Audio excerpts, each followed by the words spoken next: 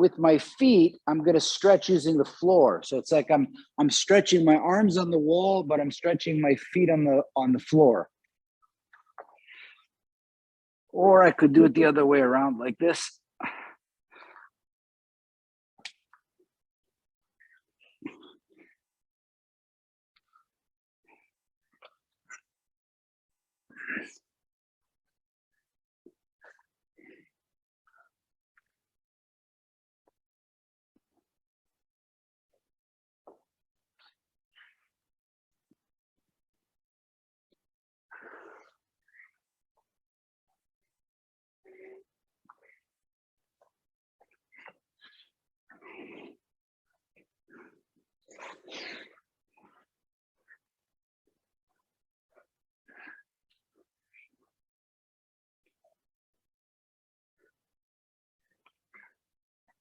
Awesome. Okay. Now, the wall has many metaphors here, guys, many metaphors, okay? So I want you to please pay attention to them because they can be quite deep if you want, right? The wall for me can become indicative of the role fear plays in me, okay? The wall is solid, okay? And I need to stretch on it, but I don't want to be stuck on it. I want to use it so that it's like an indicator of how far I can stretch. I lean against it for a little bit of support, but not too much, and I stretch. And then I let go. So if your fear could be like this wall, where you understand it's close to you. I understand maybe death or injury is close to you. But if you're locked to that wall or you're locked to that idea, you'll never be able to escape from this. Does that make sense, guys? So as you're on this solid wall, okay, and you use it for stretching and for support and for this, fear can give you some support. It can give you something. It's not all bad. Fear is a little bit of fear we all hear is good for us, right?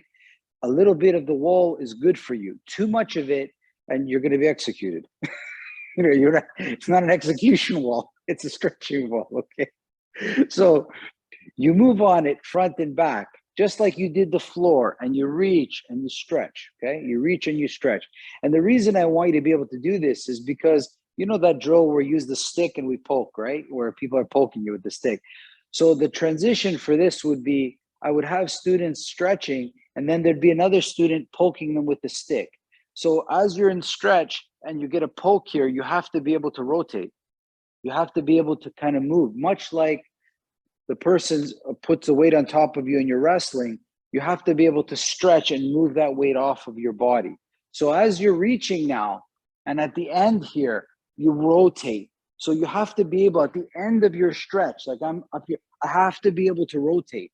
So as you reach at the end of your stretch, make sure that your body has some give. So if somebody stabs you, somebody punches you, somebody sticks you, you can move, that you have some movement left in your body. Yeah. So right at the end, make sure that you can rotate out of it.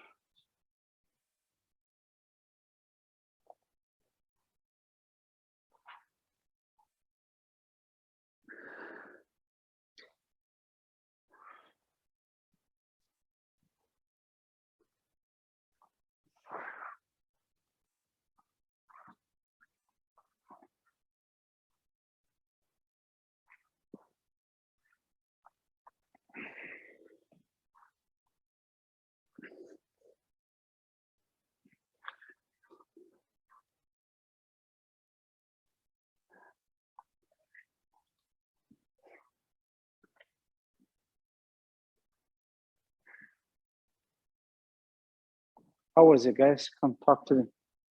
How was it? How does your body feel? You feel like you're reaching? I think I managed to escape a little bit there from imagining poking. Yes, yeah. Just imagine that you have to do something. Like, I think where people go is that the stretch is not, now it's stretching for self-defense. It's like, it's like stretching to create a solution where you don't have, because people will always, I mean, I don't know. There was a point there where I always used to roll on my ankle in sports, my right ankle. I was always turning on it, right? And then somebody told me that the ankle only breaks at the very end when there's lots of tension, because it rolled, your body realizes there's no more flexibility left, and it will break, right? Goes, but if at that exact moment when the roll is over, you throw your body to that direction that it's going, it'll only be maybe a little bruise or something. It won't be a break. It'll be like a light sprain. And after that, I never hurt myself in my ankle. I always, whenever I felt the direction I went. A lot of times when we're stretching, when I feel an impact, I never hold it. I always rotate. I always teach myself to stretch past that point. Okay. So this concept will help you, especially with impacts, right? When it comes to a knife, every doctor says the same thing I've ever seen. Oh, 1 more inch and you're in big trouble, Emmanuel. It really is a game of inches. It really is a game of inches. Okay. Not just for that, even when I was cutting bread and I cut my hand, couple of half centimeter more, I would have got into the tendons. Again, it's always very close. You're buying fractions of distance, right? So how this would escalate would be you would move on the wall, stretch on the wall, and rotate. And then your partner would be pushing you with either a knife or a stick or something like this. And you would have to be able to find the stretch to get out of that, not the closure, okay? You don't want to shrink. You want to open yourself. Got it?